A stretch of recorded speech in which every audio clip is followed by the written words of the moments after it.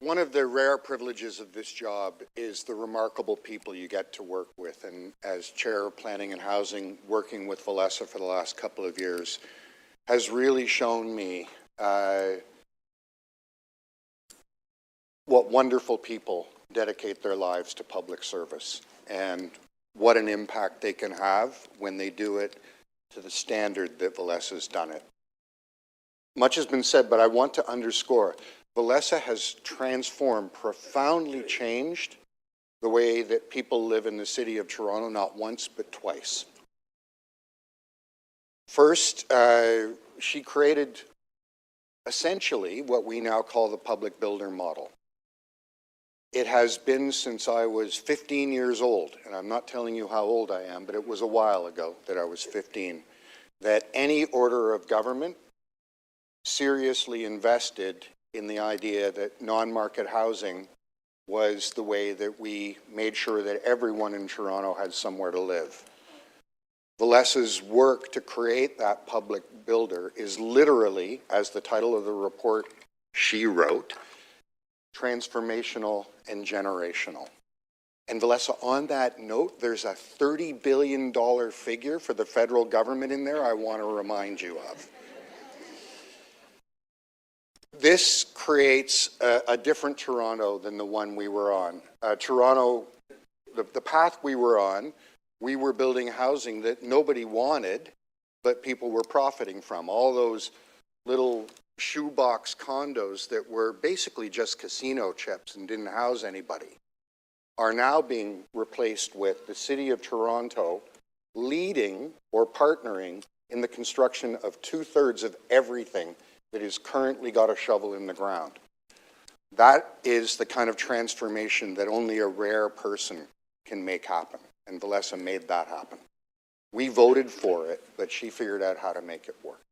And it's really remarkable. Thank you, Valesa. The other change, we've talked about the creation of development review, and we sort of, oh, we created a new branch of the public service. No. It was much more complex than that. The management of land use is a difficult and complicated task. It involves people from all kinds of different professional disciplines, engineers who specialize in water, engineers who specialize in transportation, professionals in the planning department, professionals in the parks department.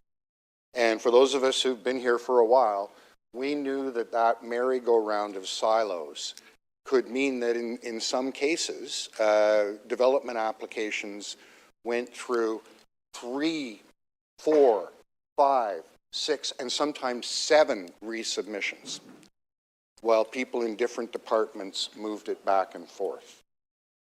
Valesa seamlessly, and not just painlessly, but joyfully, got people from all those professional disciplines to work together in teams, creating not just more housing more quickly, but creating a working environment where people looked forward to coming into City Hall to solve problems.